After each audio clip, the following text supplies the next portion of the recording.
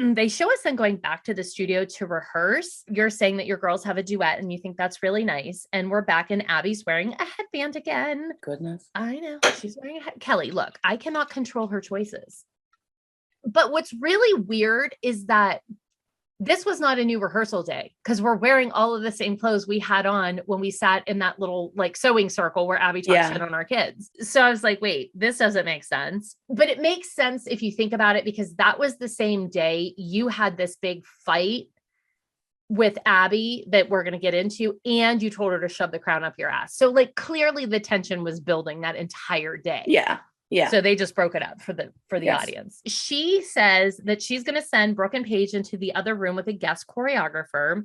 Her and Gianna are going to both stay with Maddie.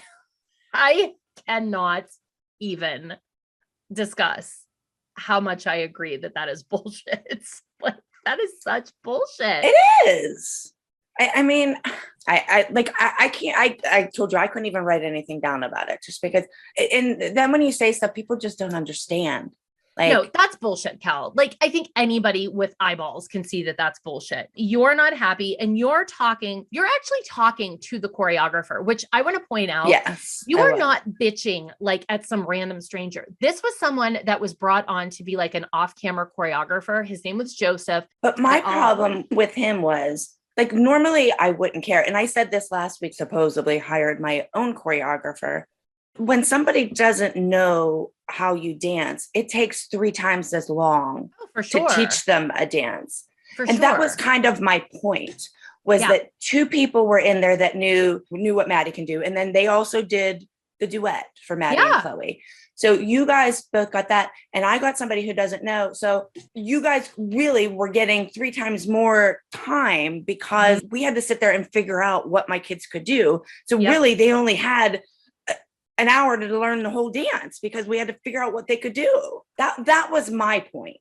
But then you bring up and you were saying, this is why Maddie wins. And that is our point on the show, is like, it was stuff like that was stacked against, like, it was in one person's favor and against the other kids. And that was Abby doing it. And she goes on later and she'll talk about sort of that. But so we get a little shot of Paige. Which she did. This little wiggle. She's just like, wiggle, wiggle, wiggle, wiggle. She's like, it's really funny. I missed that. I couldn't get over when Abby was telling me that some kids are easy. They show Maddie and say some kids are easy to work with. And then they show Brooke. Some people are difficult, and Brooke's like picking her teeth. I'm like, oh God, like what assholes? Who does that to a 11-year-old, 12-year-old kid? So like seriously, he probably waited all day for her to do something like that so they could get it on camera to do that. Like, they're assholes. That is my favorite gif of Brooke of all time.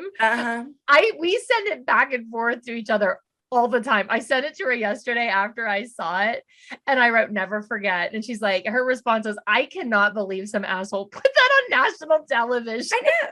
They did it to make her look stupid. No, they did. I know, ridiculous. It's absolutely ridiculous. But now 11 years later, it's fucking funny. Like, it's funny. Yeah, but when you're a 13-year-old girl and you got to go to school the next day, when somebody shows that on television, it's not so funny. No, it wasn't funny. And that's why the 13-year-old rebelled and didn't want to learn the dances, because you do shit like that to her on national television. So Abby is making excuses about why she did what she did. And she's like, well, it's no big deal. But you guys, so you're talking to the guest choreographer in that room. And you, like I said, you can totally tell that you know each other. And you were saying the world needs to see the difference in the treatment and why Maddie wins. That's when you said it. Then Abby says some children are different. Some are a joy, some are not, or difficult, or whatever the hell she said. I don't even know. I didn't write it down because I don't give a shit what she says. But Abby used to, like, she says 9 million times, we already heard it 9 million times, how, you know, she's a slow learner or she don't like working with her. Brooke used to be Abby's absolute favorite. She is her assistant. Abby never taught a gymnastics class or something like that Brooke wasn't the demonstrator. Oh yeah. So she used to take her away. A hypocrite. That's a hypocrite. You can't like her and say she's, you know, so easy to work with one day and then the next day on television say she's not, just so it works with your storyline. Abby says that she can hear every word that you're saying and you're out of line and you're rude and you're disrespectful. Abby then screams at you that you don't think that Maddie could work with another choreographer. Okay, well, Abby, if you think that, why didn't you have her work Why with does that ever happen? Yeah. Right. So then you argue back, and then you were saying exactly what we just said, have them choreograph Maddie. That, and you said that sure as hell would never happen. It would never, And it wouldn't. never. She calls you in and you go, ugh, I don't feel like going in and fighting with her. And you can see the entire crew in the mirror. The entire crew is in the mirror. She tells you she would be happy to work with your kids, but you have to wait. You say, well, why do I have to wait? Let one of them help them. You said there's two main teachers.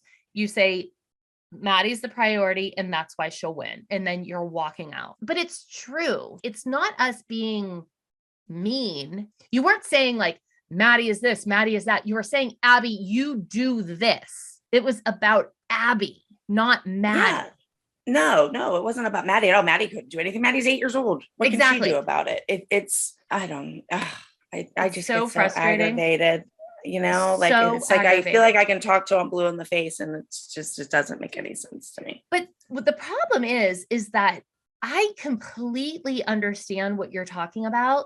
And you would think anybody with eyeballs that would watch this would see it. But then it's people who watch and they're like, no, you're jealous. And you're like, I am not jealous. Like, I am pissed. This is not fair. And then that's when Abby whispers to Maddie, jealous. But then it wasn't even just the Maddie solo thing. They had both of the teachers to do your duet. Yeah, they sure did. And I can't deny that. Yes, they did. You know? So like if it was you and your daughter was doing a duet and that person had both teachers and you had none, would you be upset? Of course. Yeah. Of course I would. Of course. But like this week you weren't upset because you had both teachers because she was dancing with Maddie. Exactly. So anytime Chloe had a duet with Maddie, I knew it was going to be had the best choreography. Yeah. Yes. So I loved their duet. And you'd have the best costumes. Yeah. Mm-hmm. I want to point out with Abby whispering to Maddie, jealousy or jealous. This is the kind of thing that really created issues because Maddie wasn't sitting there thinking that. Maddie's just a little kid. And like Abby is creating this tension and issue by telling her things about adults or the other kids. And it made Maddie probably feel like that nobody liked her. People were mad at her when there was never a time that we were mad at her. No, it was never. No, it was always mad because we would leave rehearsal and we would all go have dinner. You know, it wasn't like we would go back and we would fight at the hotel rooms. We would leave and everything would be fine. And we'd all go to dinner. The kids would all play in the room. And it wasn't that. No, I cannot tell you how many times Maddie would look at me after the cameras would cut and I would look at her and I'd say, Maddie, it's okay. It's not you. And she would, you know, like we would always say that to the kids, all of them, but me specifically with her, I'd be like, Maddie, no, don't worry. And we would also blame producers. We would, to the kids, we'd be the producers did that. There was, and the situations we're in that we're like an idiot. So you're put in the situation that you can't do anything about. Yeah. And that's the same thing that happened to Maddie. Maddie was put in a position that she got that good stuff. And it wasn't her making it happen. It was them. But there's nothing you can do about it. Whether it's good treatment or bad treatment, there's nothing you can do. But the thing I will say that makes the difference is that because Abby had so much control. Yes. You could kiss her ass and do things. Yeah. If you were willing to kiss her ass. If you were willing to kiss her ass. Yes, because otherwise there wouldn't have been a show. If it was all just everybody being happy, there wouldn't have been a show. Mm-hmm.